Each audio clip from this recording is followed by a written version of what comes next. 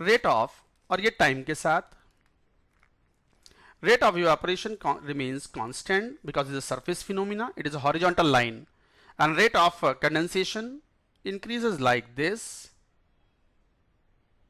and at this point they become equal. So this is equilibrium state.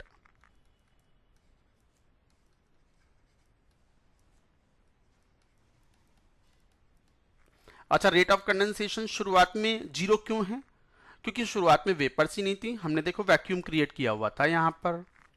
तो here is it is vacuum initially, so pressure was zero.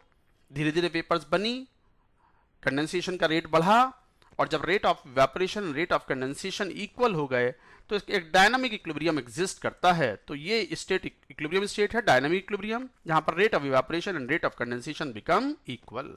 Does not depend on surface area और amount of substance.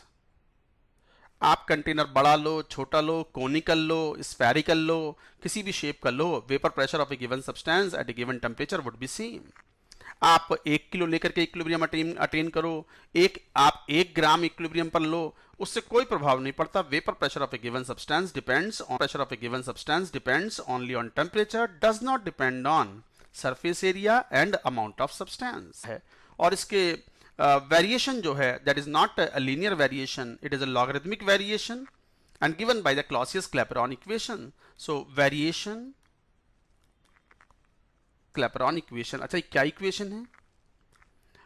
ln P2 over P1 is equal to delta H vaporization upon R 1 upon T1 minus 1 upon T2। ये है वो equation and that is known as Clausius Clapeyron equation. Liquid के लिए define हो रहा है ये। तो vapour pressure of a liquid at temperature T1 T2 H vaporization, it is molar enthalpy of vaporization। molar enthalpy of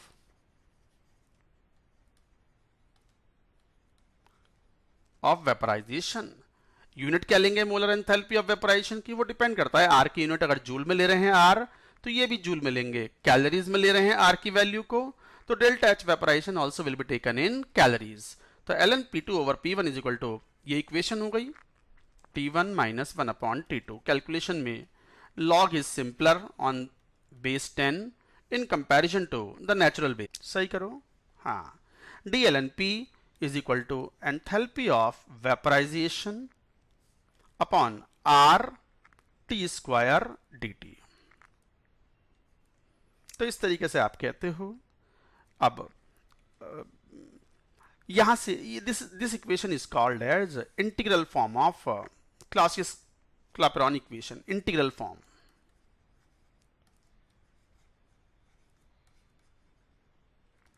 enthalpy of vaporisation किसी liquid के लिए बात करें तो it is the energy needed for 1 mole of the liquid to convert into vapour, so it is a positive value always.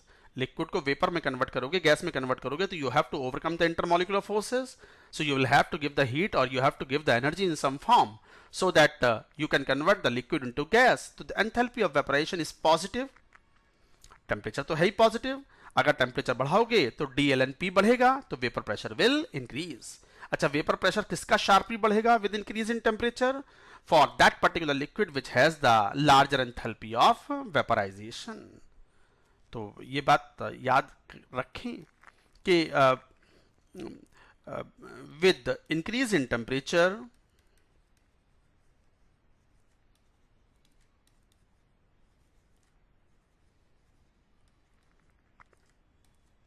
vapor pressure of that liquid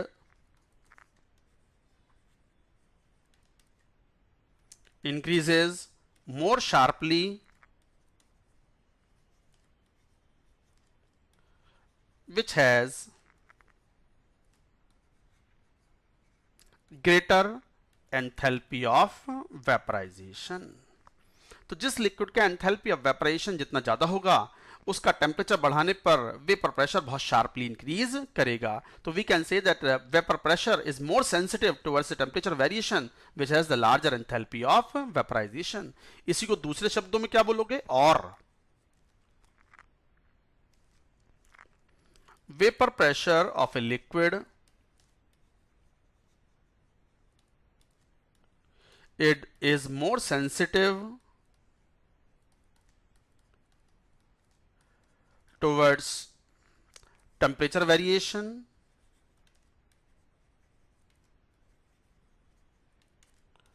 for that liquid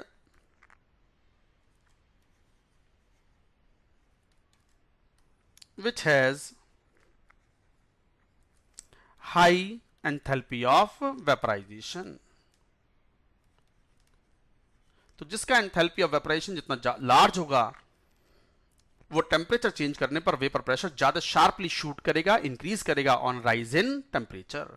तो vapour pressure of the liquid is more sensitive. Enthalpy of vaporisation किसी liquid के लिए vapour pressure उतना ही कम होगा, vapour बनाने की tendency उतनी ही कम होगी।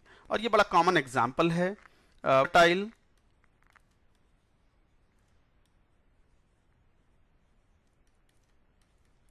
then ethanol in comparison to ethanol, that's why water जो है वो लेस वॉलेटाइल है। अच्छा, जो लेस वॉलेटाइल होगा उसका बॉइलिंग पॉइंट ज्यादा होगा, जो ज्यादा वॉलेटाइल होगा वो आसानी से वेपर बनाएगा, आसानी से बॉयल होगा तो boiling point will be less.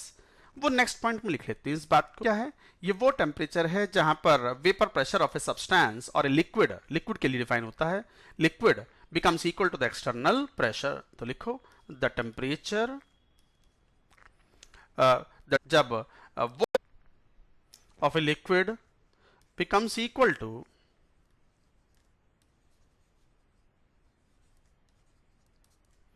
one atmosphere, normal boiling point, so 100 degrees Celsius is the NBP of water. It is normal.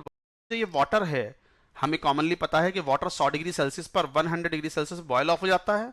कब? At 1 atmosphere pressure. So what is 100 degree Celsius of water? Not the boiling point, it is normal boiling point. So 100 degree Celsius is the NBP of water. Liquid water का जो normal boiling point है वो है 100 degree Celsius, not the boiling point. तो boiling point किस पर depend कर रहा है? एक्सटर्नल प्रेशर पर। And there may be infinite values of the external pressure, so accordingly there will be infinite values of the boiling point of a liquid. तो ये बात याद रखेंगे, किसी लिक्विड के बॉइलिंग पॉइंट की कितनी वैल्यूज पॉसिबल हैं? Infinite values are of boiling points are possible depending upon external pressure. तो लिख लें इस बात को, ये सब इंपॉर्टेंट पॉइंट्स हैं। Will take more time in comparison to that taken in pressure cooker। तो प्रेशर कुकर में भोजन जल्दी इसलिए पकता है because you have boiling point greater than 100 degree Celsius for water। तो ये बड़े कॉमन पॉइंट्स हैं। कई बार लॉजिकल क्वेश्चंस होते हैं based on definition of vapour pressure on boiling point. And one more point जिसका यूटिलिटी इस चैप्टर में थोड़ा कम है, वो सेल्सियस। तो हाई टेम्परेचर पे सब्जी पकेगी तो कुक होने में उसको समय कम लगेगा, जबकि ओपन वेसल में आउटसाइड प्रेशर मान लो 1 एटमॉस्फेयर ले लिया आपने, तो बॉइलिंग पॉइंट तो 100 डिग्री सेल्सियस फिक्स हो गया। तो सब्जी पक रही होंगी अराउंड 100, और जब 100 पे सब्जी पक रही होगी तो it will take more time in comparison to that take Celsius. तो हाई टेम्परेचर पे सब्जी पकेगी तो है, तो ऑब्वियसली जो सब्जियां पक रही होंगी प्रेशर कुकर के अंदर वो boiling point more than 100 atmosphere होगा, may be 110 degree Celsius, may be 105 degree Celsius. तो हाई टेम्परेचर पे सब्जी पकेगी तो कुक होने में उसको समय कम लगेगा, जबकि ओपन वेसल में आउटसाइड प्रेशर मान लो 1 एटमॉस्फेयर ले लिया आपने, तो बॉइलिंग पॉइंट तो 100 डिग्री 1 एटमॉस्फेयर। इसका मतलब अंदर जो सब्जियां पानी के अंदर जो बन रही हैं, कुक हो रही हैं, पक रही हैं, वो सब्जियां बॉयल होकर के ही पकेंगी, और प्रेशर मोर देन 1 एटमॉस्फेयर है, तो ऑब्वियसली जो सब्जियां पक रही होंगी प्रेशर कुकर के अंदर वो boiling point more than 100 atmosphere होगा, may be 110 degree Celsius, may be 105 degree Celsius. तो हाइट वेसल, ओपन वेसल एक कंपैरिजन, ये तो एक कांस्टेंट हो गया। तो पर वेरिएबल कौन है? ये है वेरिएबल वाटर का वेपर प्रेशर, जो वाटर का पार्शियल प्रेशर है, मॉइस्चर का पार्शियल प्रेशर है, that is a variable and that defines the relative humidity. और यहां से एक बात हम कहते भी हैं, अच्छा ये बात जरूर याद रखना, vapour pressure of water is also called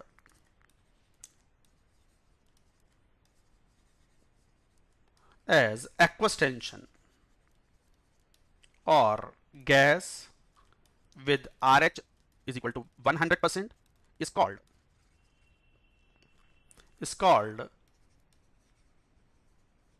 saturated air। यहां से पूरे से लेकर के यहां तक जब वाल्व ओपन नहीं किए हुए हैं, ये 25 टॉर है और यहां 40 टॉर था, यहां तक है सब वाटर वेपर्स ही। आपने वाल्व V1 V2 ओपन कर दिए, आप तो जानते हो gases flow from the higher partial pressure to the lower partial pressure. Obviously यहाँ 25 प्रेशर है, यहाँ 40 प्रेशर है, यहाँ 10 है, तो व्हाट विल हैपन, 40 टॉर्स जो प्रेशर ज्यादा है वो इधर मूव करेगा, इवन 25 भी यहाँ 10 से ज्यादा है, ये भी मूव करेगा। तो एक तरीके से 25 वाले और 40 वाले जो पार्शियल प्रेशर्स हैं, इनके कारण 10 की तरफ ये मूव करेंगे, इधर की तरफ मूव करे, और जब यहां मूव करेंगे तो what will happen, already equilibrium में था water vapours and liquid at its vapour pressure 40 torr. तो जब 40 यहां से वेपर्स जब मूव करेंगी तो इस पोर्शन में प्रेशर घटेगा, और जब प्रेशर घटेगा तो इक्विलिब्रियम डिस्टर्ब हो गया।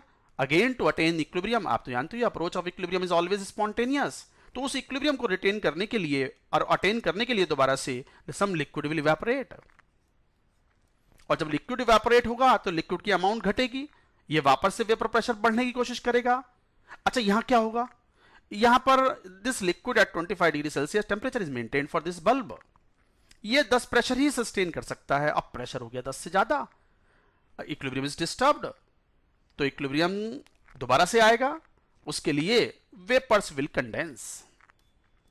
एक्स्ट्रा प्रेशर जो है वो कम होने के लिए 10 से ज्यादा हो गया प्रेशर, 10 ही सस्टेन कर सकता है ये, तो vapours will condense into liquid, तो वेपर्स कंडेंस होने लगी, यहां पर लिक्विड इवेपोरेट हुआ, यहां भी लिक्विड इवेपोरेट हुआ, कंडेंस होने लगी, यहां लिक्विड की अमाउंट घटने लगी सेकेंड और थर्ड में, 1 में लिक्विड की वो अमाउंट बढ़ने लगी। एक टाइम आएगा कुछ समय के बाद में virtually the vessel 2 and vessel 3 या बल्ब 2 एंड बल्ब 3 इनमें पानी बचेगा ही नहीं, पानी बचेगा ही नहीं, और सारा का लगभग most of the water will be condensed into this liquid form in first vessel के लिक्विड का लेवल बढ़ जाएगा, सेकंड और थर्ड के लिक्विड का लेवल 0 हो जाएगा। और आपको पता है यहां टेम्परेचर भले ही 25 है, यहां टेम्परेचर भले ही 40 है, बट इस बल्ब का तो टेम्परेचर 25 डिग्री सेल्सियस है और यहां पर वेपर प्रेशर केवल कितना है 10, तो फाइनली यहां पर वेपर प्रेशर टर्न होगा, और आप तो जानते हो Pascal's law, in the confined space pressure everywhere is same, in the confined space pressure of the gas everywhere is same. तो यहां पर जो वाटर वेपर्स हैं, यहां 10 एटमॉस्फेयर है, तो फाइनली यहां भी 10 होंगी पूरे में, यहां भी पूरे में 10 होंगी, तो सेकंड और थर्ड वेसल में केवल क्या होंगी water vapours at what pressure 10 torr. Third वाले फर्स्ट वाले वेसल में क्या होगा मोस्टली लिक्विड, और उसके ऊपर जो प्रेशर होगा वो कितना होगा 10 टॉर, यही आंसर है। आप थोड़ा विचार करना इस क्वेश्चन पे। तो आंसर फाइनली एट इक्विलिब्रियम, ये बड़ा अच्छा क्वेश्चन है, मुझे तो बहुत पसंद है ये question. Finally at equilibrium vessel 2 and 3 will not have any liquid water and will contain only water vapors at 10 torr। अच्छा वेसल 1 में क्या होगा फिर, vessel 1 will have a larger amount of liquid water and pressure of water vapors above vessel 1 will be 10 torr। कहने का मतलब Vessel 1 will have large amount of liquid. Vessel 2 will have only vapor, no liquid. Vessel 3 will have only vapors, no liquid. And pressure everywhere is 1 will have large amount of liquid. Vessel 2 will have only vapor, no liquid. Vessel 3 will have only vapors, no liquid. And pressure everywhere is 10 torr. That is the answer. So pressure everywhere is 10 torr.